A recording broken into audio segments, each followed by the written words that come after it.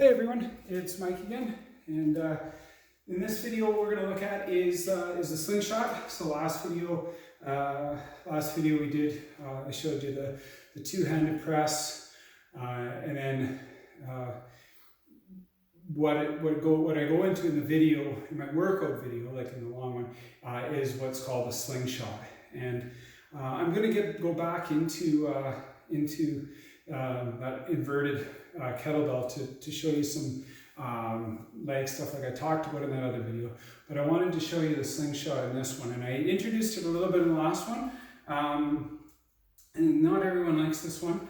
I've heard it called boob crushers before, and those guys, so it's not everyone's favorite, but it's a good one for your core. And the idea with this one is you're trying to keep as minimal amount of swing as possible, and you're going to see there is going to be some swing. I mean, that's what the challenge is, and obviously the heavier the weight, the more it's going to pull on you, the harder you're going to have to reel that back in. So this is really good core, and when I say core, I mean it's all the stuff, but everything's got to be tight. If you've got anything loose, you're really going to notice the momentum on this one. So how this works is you're going to want a little bit, just to make sure that your stance is wide enough, because what you're going to do is you're actually going to, when we bring this kettlebell down, so say we're starting from our clean position, we've got our kettlebell here, and we bring that kettlebell down, it's going to go between our legs, we're going to catch it, and then we're going to swing it up. What I usually do, and this is where it's for those that say, hey, there's a boob crush, I put my other hand out in front, so when I swing the kettlebell up, I almost catch the ball of it here, so it doesn't bang into my chest, and then it goes back down, catch it in the other, up, down, and then this is the motion. And again, as I'm doing this, I'm still thinking, right, posterior chain, I'm still thinking hinge at the waist.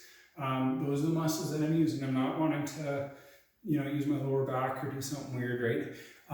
So let's go through. The catch is trying to catch the kettlebell on the other side and then be able to swing it up. Okay, so good warm up with this one is even just to do some figure eights, just to get the feel of catching that kettlebell between the legs. And so I think I even did those even before I knew what a slingshot was. And so the figure eights was just to get the feel of pulling that between my legs, like so, and catching it on the other side, right? And then that's the movement that we're going to be using for the actual slingshot itself, okay? So if I get into my position for my slingshot, so see I'm up in here, I'm going to be doing a swing, just like a swing, but I'm going to catch it, and then I'm going to wrap it around the other side, okay? So it's going to look like this, pull it up. I've even caught it this time just to show you, hey, that's that hand here, so it's not slamming into my chest. Pull it through, right? And you could even go this slow if you wanted, just to get the feel of it. Again, trying to keep everything nice and tight. Once you get going, you can just give it a little bounce off your hand.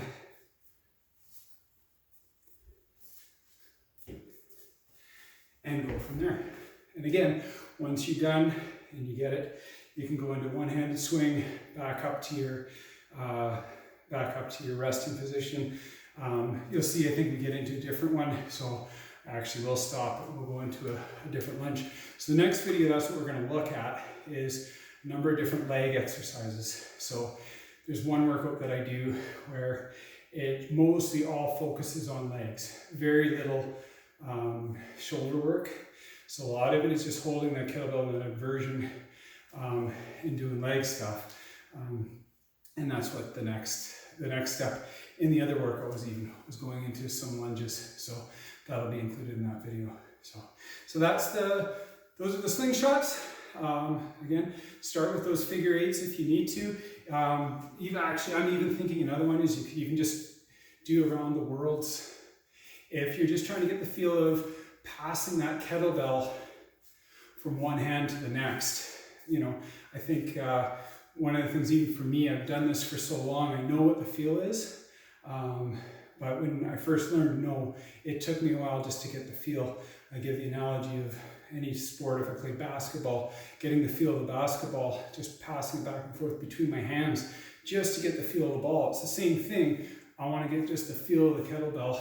I know where it's going. I know where to catch it. I don't have to be looking at it. I'm not worried about dropping it because I've done this so many times. I just know where it is. So those around the worlds are also good, and it's even a good core workout because the whole time you could be trying to keep yourself nice and stable just as you're going around. Once you do 10 one way, go 10 the other. You know, and that's also a good little exercise I throw in sometimes just to bring my heart rate down a little bit and catch my breath. If I'm like really panting and it's like, wow, I don't know if I can go to the next step, I'll do some around the worlds just to catch my breath but still be working, right? So, you know, here we go, catch my breath a little bit. Now I can go into my next one. So there's a few of them for you. You know, just from that slingshot, there are also the figure eights and the around the worlds. So a little bit of kettlebell work with that one. Okay, thanks for watching.